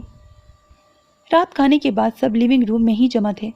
لالا رخ کے میکے میں آ جانے سے رونق بڑھ گئی تھی۔ حسنہ بھی آئی ہوئی تھی، عفت چچی کی پوری فیملی بھی نیچے کے پورشن میں ہی تھی۔ رفیہ بیگم کو بس ایک ہی فکر تھی، روشانہ کی رخصتی کرا لی جائے۔ بقول ان کے انہیں اب گھر کاٹ کھانے کو دوڑ رہا تھا۔ میں چاہ رہی ہوں لالا رخ آئی ہے تو سعدیہ اور اسے لے کر خود اسلام آباد جاؤں اور اسد سے بات کروں۔ سوچنے کی بات ہے امی، اسد ماموں اس رخصتی میں ٹال مٹول سے کام لے رہے ہیں، کہیں چاچو کی نئے سرے سے انکوائری تو نہیں کروا لی انہوں نے؟ خرم حمزہ کے ساتھ کارپیٹ پر بیٹھتے ہوئے بولا۔ ہمارے چاچو میں کیا کمی ہے، وہ 1000 بار انکوائری کرائیں۔ نازش نے اسے گھور کے دیکھا۔ تم تو چپکی ہی رہو چاچو کی چمچی، خرم نے جواباً اسے آنکھیں دکھائیں۔ اچھا بس اب تم دونوں لڑنے بھڑنے نہ بیٹھ جانا، ادھر ذرا کام کی باتیں کرنے بیٹھیں، ادھر تم لوگوں کی بے تکی باتیں شروع ہو جاتی ہیں۔ رفیہ بیگم نے خرم کو جھٹکا، پھر لالا رخ سے بولی، تم کتنے دن یہاں رہو گی یا جاؤ گی؟ جی ابھی تو رہوں گی، آپ اسلام آباد جانے کا پروگرام بنا لیجئے، لالا رخ نے سادہ سے لہجے میں جواب دیا۔ طلال نے خاصی جائزہ لیتی نگاہوں سے اس کی طرف دیکھا تھا۔ اس کے چہرے پر خود کچھ خوش نہ چاہا، مگر وہ بہت اطمینان سے بیٹھی تھی، جیسے جانے کی کوئی جلدی نہ ہو، اور یہی اطمینان اس کے لیے پریشان کن تھا۔ میں چاہ رہی ہوں جلد از جلد روشانہ کو رخصت کرا لوں، تمہارے جانے کے بعد تو گھر بالکل خالی ہو گیا ہے، اور اب نازش کی بھی شادی ہو جائے گی، روشانہ آ جائے تو کچھ رونق ہو جائے۔ صرف روشانہ ہی کیوں دادی جان، اس کی بہن کو بھی بلوا لیں تو اور زیادہ رونق ہو جائے گی، خرم نے دبی زبان میں کہا، جسے سعدیہ بھابھی اور روبی ہی سن سکی تھی۔ نہیں ابھی زیادہ رونق کی ضرورت نہیں ہے، ہمارے لیے روشانہ ہی بہت ہوگی۔ روبی بھابھی عادت کے مطابق بولے بنا نہ رہ سکی۔ آپ تو ہیں ہی ظالم سماج۔ ادھر جازب بھائی سے پوچھئے آپ کے نہ ہونے پر کیسے اجاڑ ویران پھرتے ہیں جیسے صحرائی عاشق۔ ہائے سچ، یہ بات تم نے مجھے پہلے کیوں نہ بتائی؟ روبی بھابھی کا دل خوشی سے جھوم اٹھا۔ جازب نے ادھر خرم کو آنکھیں دکھائیں۔ کس نے تمہیں یہ ڈس انفارمیشن دی ہے؟ میں تو ایسے لمحات کا انتظار کرتا ہوں جب یہ اپنے میکے سدھارے، مگر حسرت ہی رہی کہ تنہائی کے ایسے حسین لمحات کبھی مجھ بدنصیب کو میسر آ سکے۔ خرم کا کہا خاصا برجستہ اور روبی بھابھی کا دل ادھیڑنے والا تھا۔ وہ جازب کو شاکی نظروں سے دیکھ کے رہ گئی تھی۔ سچ کہہ رہا ہوں، جازب نے انتہائی مسکین صورت بنا لی۔ سن رہی ہیں کیسے نادر جذبات رکھتے ہیں آپ کے شوہر نامدار آپ کے بارے میں؟ اب کب ان کی دلی مراد پوری کر رہی ہیں میکے جا کر؟ بکواس مت کرو، مرد تو ہوتے ہی نہ شکرے ہیں۔ سعدیہ بھابھی نے خرم کو ایک ہاتھ جڑ دیا، پھر جازب کو گھورتے ہوئے بولی، اچھی طرح یاد ہے مجھے وہ دن جب ایک ملاقات کے لیے ہمارے گھر کے آگے پیچھے پھرا کرتے تھے، 100 منتیں کرتے تھے اور ایک جھلک دیکھنے کو کئی گھنٹے کھڑکی میں کھڑے رہتے تھے۔ خدا کے لیے چاچی، اب اتنا سچ تو بے دھڑک نہ بولیں، وہ تو بچپنے کی باتیں تھیں، نہ سمجھی کا دور تھا، عقل تو آتے آتے ہی آتی ہے نا۔ جازب کی بات پر سعدیہ بھابھی بھی اپنی ہنسی نہ روک سکی تھی۔ روبی کا دل جھلس کے رہ گیا۔ وہ جازب کی طرف سے جھٹکے سے رخ موڑ کر لالا رخ کے ساتھ والے صوفے پر جا کے بیٹھ گئیں۔ ہاں تو جازب، پھر کب کی سیٹیں کنفرم کروا رہے ہو؟ رفیہ بیگم کی سوئی تو وہیں اٹکی ہوئی تھی۔ ان دنوں اس گھر میں سب سے اہم مسئلہ روشانہ کی رخصتی کا تھا اور موضوع گفتگو بھی یہی بنا رہتا تھا۔ جب آپ حکم کریں دادی جان، کہیں تو کل کی کروا لوں؟ جازب رفیہ بیگم کی طرف متوجہ ہو گیا۔ ہاں، ہو جائے تو کروا لو، انہوں نے پرخیال انداز میں کہتے ہوئے کمال چچا کی طرف دیکھا۔ ٹھیک ہے دادی، میری بھی کروا لیں، بغیر محرم کے خواتین سفر نہیں کر سکتی۔ خرم جھٹ سے بولا۔ اس شرعی حوالے پر تقریباً سبھی نے اسے گھور کر دیکھا تھا۔ وہ مسکین سی صورت بنا گیا۔ ہاں، یہ تو مجھے خیال ہی نہیں رہا، سفر میں کوئی مرد تو ہمراہ ہونا ہی چاہیے، 100 کام پڑ سکتے ہیں۔ رفیہ بیگم کی اس سادگی پر اور خرم کی چلاکی پر سب کے لبوں پر دبی دبی مسکراہٹ بکھر گئی۔ بے فکر رہیے دادی جان، آپ کو مرد ہی ساتھ چاہیے تو میں چلا جاؤں گا، ناحق خرم کو پریشان کریں گی؟ بچہ گھر میں بیٹھ کر ہمارے لیے خیر و عافیت کی دعا مانگ لے، یہی کافی ہے۔ جازب شرارت سے بولا۔ خرم نے اسے کینہ توز نگاہوں سے دیکھا اور نگاہوں ہی نگاہوں میں لتاڑتے ہوئے بولا، خدا کا خوف کیجئے جازب بھائی، آپ اتنے بھی ظالم سماج نہ بنیے، اپنا وقت یاد کر کے کچھ دل نرم ہی کر لیجئے۔ پھر قالین سے اٹھتے ہوئے تلال کی طرف دیکھتے ہوئے پیچھے سے آنکھ دبائی۔ آپ کے بھی پیغامات لے جاؤں گا۔ اسی دم فون کی بیل ہوئی۔ تلال اسے کچھ کہنے کا ارادہ باندھتے ہوئے رک گیا اور پلٹ کر فون سٹینڈ کی طرف بڑھ گیا۔ روشانہ کو خبر ہوئی کہ اس کے سسرال سے یعنی سعدیہ پھپھو کے ساتھ ان کی ساس اور لالا رخ بھی اسلام آباد آنا چاہ رہی ہیں، اس کی رخصتی کے سلسلے میں اس کے باپ پر دباؤ ڈالنے کو۔ اس خبر نے اسے بے چین کر دیا۔ سارا دن وہ جلے پاؤں کی بلی بنی ادھر ادھر چکراتی رہی۔ وحشت ناکی میں یکدم اضافہ ہو گیا تھا۔ آنے والے لمحات کا خوف بری طرح حاوی ہو گیا تھا۔ رات ہمت کر کے اس نے لالا رخ سے بات کر لینے کی ٹھان لی۔ وہ ہرگز نہیں چاہتی تھی کہ وہ یہاں آئیں اور مایوس لوٹیں۔ دوسری طرف فون لالا رخ نے ہی ریسیو کیا تھا۔ وہ حمزہ کو بمشکل سلا کر اٹھی تھی کہ اس کے کمرے میں رکھے فون پر ہی بیل ہوئی تھی۔ روشانہ کی آواز سن کر اسے حیرت امیز مسرت ہوئی۔ کیا بات ہے، اب ہماری یاد بھی کم آنے لگی ہے؟ اس نے شگفتگی سے شکوہ کیا۔ میں شرمندہ ہوں لالی، مجھے آپ کی ملتان آنے کی خبر اسی روز ہو گئی تھی جب آپ ملتان پہنچی تھی، مگر فون نہ کر سکی، پتہ نہیں کیوں۔ حمزہ کیسا ہے؟ وہ خوش تو ہے نا وہاں؟ ہاں، وہ تو خوش ہے۔ لالا رخ نے ہلکی سی سانس بھری اور سوئے ہوئے حمزہ پر ایک نگاہ ڈالی۔ مصطفیٰ خان کو یاد کرتے کرتے وہ بمشکل نیند کی وادی میں اترا تھا۔ ایسا لگتا تھا ابھی جھٹکے سے اٹھ کر پاپا پاپا کر کے رونے بیٹھ جائے گا۔ احتیاطاً اس نے فون اس کے بیڈ کے قریب سے اٹھایا اور دیوار سے لگے صوفے کے پاس جا کے بیٹھ گئی۔ آپ خوش ہیں؟ روشانہ نے پوچھا تو وہ کچھ دیر خاموش سی رہ گئی۔ اس کی یہ خاموشی روشانہ کے دل پر مضراب مارنے لگی۔ میں جانتی ہوں آپ خوش نہیں ہیں، بھلا زبردستی کے سودے میں خوشی کا کیا وجود؟ یہ تو ذہنی آمادگی باہمی ربط اور قلبی تعلق سے جڑی ہوتی ہے۔ جب تعلقات میں قلبی لگاؤ نہ ہو تو یہ صرف ایسی ڈوریاں ہوتی ہیں جن کا بندھا رہنا کیا اور نہ بندھا رہنا کیا، یک طرفہ تعلق کب پائیدار ہوتے ہیں لالی؟ اس کی آواز ٹوٹ کر بکھر گئی۔ تم کیسی باتیں کر رہی ہو؟ خدا نخواستہ تمہارے اور طلال کے… لالا رخ کو حیرت کا جھٹکا لگا تھا۔ پلیز لالی، اب مزید مجھے کسی دھوکے میں مت رکھیے گا۔ وہ کرب سے اس کی بات کاٹ گئی۔ ہو سکے تو آپ اسلام آباد مت آئیے گا پھپھو کے ساتھ، بلکہ انہیں بھی مت آنے دیجیے گا۔ میں ابھی کسی قسم کی تبدیلی کے لیے تیار نہیں ہوں، یہ میرا ذاتی فیصلہ ہے۔ پاپا تو بس میرے سپورٹر ہیں، وہ بالآخر اپنا اصل مدعا کہہ گئی۔ اس جھٹکے نے لالا رخ کو کتنی دیر کسی بھی رد عمل سے باز رکھا۔ روشانہ کے لہجے کا یہ بکھراؤ اس کے دل میں ترازو ہو گیا۔ وہ تڑپ سی گئی۔ پاگل ہو گئی ہو تم؟ ہوش ہے کہ تم کیا کہہ رہی ہو؟ اس نے یکدم اسے جھٹکا۔ طلال نے کچھ کہہ دیا ہے تو مجھے بتاؤ، کیا کہا ہے اس نے؟ کاش وہ سب کچھ مجھ سے بھی کہہ دیتے جو آپ سے کہا تھا۔ وہ افسردگی اور دل گرفتگی سے ہنستی، پھر لب بھینچ کر آنسو پینے کی کوشش کرتے ہوئے بولی، آپ مصطفیٰ خان سے شادی پر راضی نہیں تھی تو حامی کیوں بھر لی؟ کیوں شادی کی آپ نے ان سے؟ کیا ہو گیا ہے تمہیں؟ یہ کیسی باتیں کر رہی ہو؟ کیوں پوچھ رہی ہو یہ سب؟ اب ان باتوں کی کوئی حیثیت نہیں ہے۔ یہ بتاؤ کہ… نہیں، آپ پہلے میری بات کا جواب دیجیے۔ کیوں آپ نے طلال کے پریشر کو قبول کر لیا؟ زیادہ سے زیادہ آپ کے انکار پر طلال مجھ سے ہر تعلق توڑ دیتے نا، اور اچھا ہی ہوتا لالی، کہ غرض پر مبنی یہ تعلق ٹوٹ جاتا۔ یہ زنجیر جو کسی خوشی کی ضمانت نہیں ہے میرے لیے، محض توق کی طرح میری گردن میں پہنا دی گئی ہے، اس سے چھٹکارا مل جاتا۔ کیا یہ احساس مار دینے کو کافی نہیں ہے لالی، کہ طلال کے لیے کوئی خوشنما خواب، دمکتا احساس یا حسین تمنا نہیں ہوں، بلکہ محض وہ آلۂ کار تھی جس سے وہ آپ پر دباؤ ڈال سکتا، آپ کو مصطفیٰ خان سے شادی پر مجبور کر سکتا۔ وہ پھوٹ پھوٹ کر رو دی۔ لالا رخ نے اذیت آمیز کرب سے سر صوفے کی پشت پر ٹکا کر زور سے آنکھیں میچ لیں۔ جس کا دھڑکا تھا، جو خوف دامنگیر تھا، وہی ہوا۔ وہ اس بات سے ڈر رہی تھی کہ کہیں روشانہ کو خبر نہ ہو جائے، طلال کے رویے سے کچھ ظاہر نہ ہو جائے، مگر وہ تو خود اپنے کانوں سے سب سن چکی تھی اور وہ اسے جھٹلا بھی نہیں سکتی تھی۔ محبت میں دھوکہ کھانے کا احساس بہت ذلت آمیز ہوتا ہے، اور لالا رخ کو لگ رہا تھا روشانہ اس احساس سے مر رہی ہے۔ وہ طلال کا دفاع کرنے کی پوزیشن میں بھی نہ تھی۔ وہ نہیں جانتی تھی کہ طلال کے دل میں روشانہ کے لیے کوئی نرم گوشہ ہے یا نہیں۔ جتنی صفاقی کا اس نے مظاہرہ کیا تھا، کیا در حقیقت وہ اندر سے اتنا ہی صفاق ہو گیا ہے؟ اتنا صفاق تو اسے طلال کبھی نہ لگا تھا۔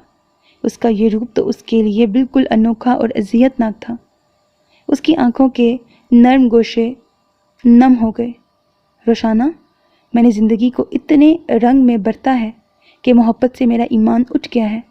پتہ نہیں محبت کا وجود بھی ہے یا ختم ہو چکا ہے، اور ہم سب محبت کے نام پر بس یوں ہی دھوکہ دیتے رہتے ہیں، خود کو بھی اور دوسروں کو بھی۔